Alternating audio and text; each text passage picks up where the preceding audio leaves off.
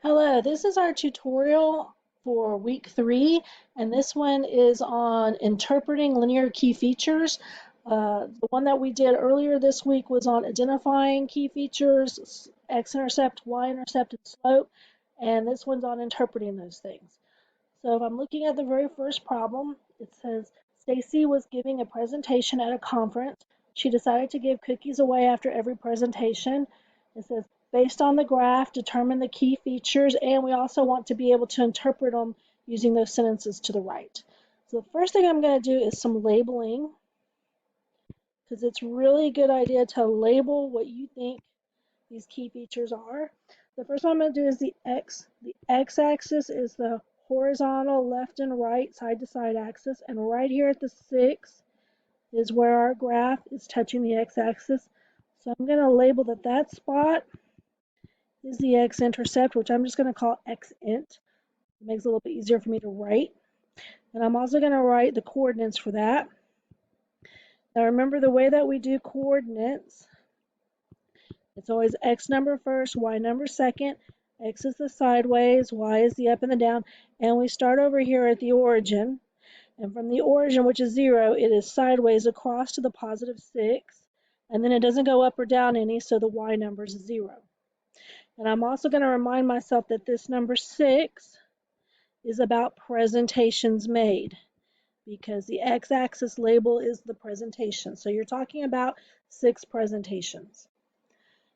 Now I'm going to look at my Y-intercept.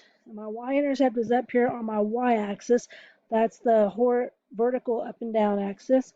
And right here at the 180, I'm going to label that. This is my Y-intercept. And I'm also going to give the coordinates of that spot. And again, from my origin, it doesn't go left or right. It just stays on the 0. So I'm going to put 0 for my X. But then it goes up the Y-axis all the way to the 180. So my Y number is 180. And I'm also going to remind myself that this 180 deals with cookies left, because my Y-axis label is cookies left. So you're talking about here where she starts off, she's got 180 cookies. And as you notice, the cookies are going down, they're decreasing, because this does happen to be a negative slope, because she's giving them away. And then over here, once she gets to 6 presentations, after that one, she's out of cookies, because now we're at the very bottom and there's 0 cookies left. I'm going to use all that information, that labeling, good labeling there, to answer these questions. The first question says, interpret the Y-intercept.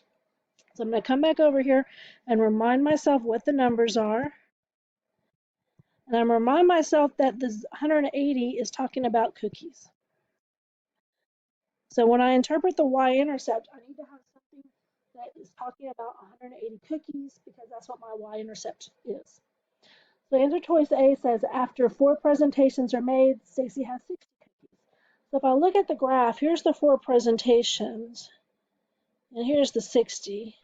That's actually a true statement, but it's not our Y-intercept. Our Y-intercept is the 180 cookies, so even though it's true, this is not the correct answer. Answer choice B says Stacy gives away all her cookies after 6 presentations are made, and we know that's true. You know, after 6 presentations are made, she doesn't have any cookies left. But once again, that spot is not the Y-intercept. Okay, so once again, that is not going to be the correct answer. Answer choice C says in the beginning Stacy has 6 cookies, which we know is also false, because our graph shows us that in the beginning she's got 180, and that's answer choice D. In the beginning Stacy had 180 cookies, and that is not only a true statement, but it is a statement about our Y-intercept. So this is the correct answer. The way the Y-intercepts work is what's happening at the beginning. Now we're going to look at our X-intercept. And once again, I'm going to come back over here, and I'm going to remind myself what my X-intercept numbers are, 6, 0. And I'm going to remind myself that that 6 is talking about presentations. I'm just going to write pres for presentations, so that my sentence interpreting it needs to talk about 6 presentations, because that's what the X-intercept is all about. So answer choice E says after 4 presentations are made, Stacy has 60 cookies left, which we already know is true, but that is not our x-intercept. Answer choice F says after 6 presentations, Stacy has no more cookies. Now that looks pretty good because it is talking about the fact that she's got the 6 presentations, which is our x-intercept number, and the fact that she has no more cookies left, which is also true, and it's our Y number 0 at that spot. So I'm not going to mark it off. I'm just going to keep reading. G says, in the beginning, Stacy has 6 cookies, which we know is false from before. And then it says Stacy gives away 30 cookies after each presentation, which is also could or could not be true. We haven't figured out the slope yet. Uh, but that's really, it doesn't matter in this case because we're trying to interpret the x-intercept, and that's not the x-intercept number. So that's also not it.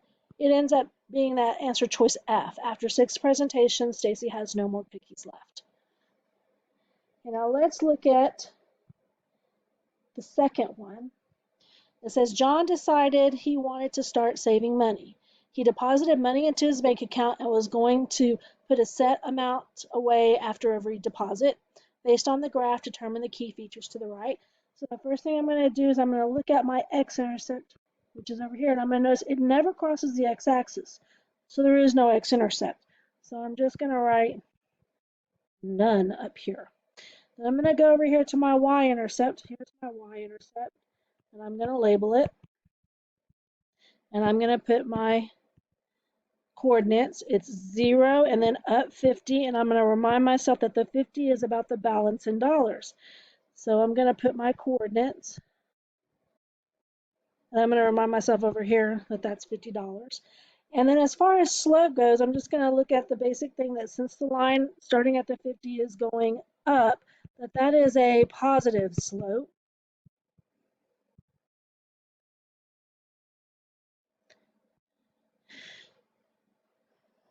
Because he keeps on depositing money. If I actually want to calculate the slope, I can look at 2 points. I'm going to look at 2 points here. I'm going to go up and down across. Now, a lot of times on graph, we just count spaces like 1, 2. But if you'll notice, these spaces are not just 2 spaces. It goes from 50 to 150. So that's actually up by $100.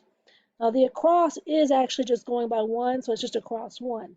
If I write my slope fraction, since it's positive, the up number goes on top, the across number goes on bottom.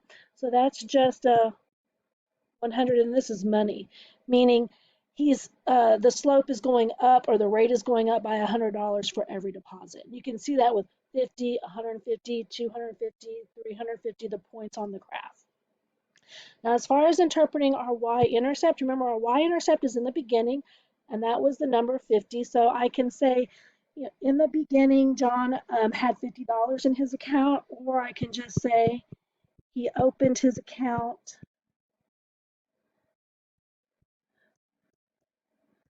with $50.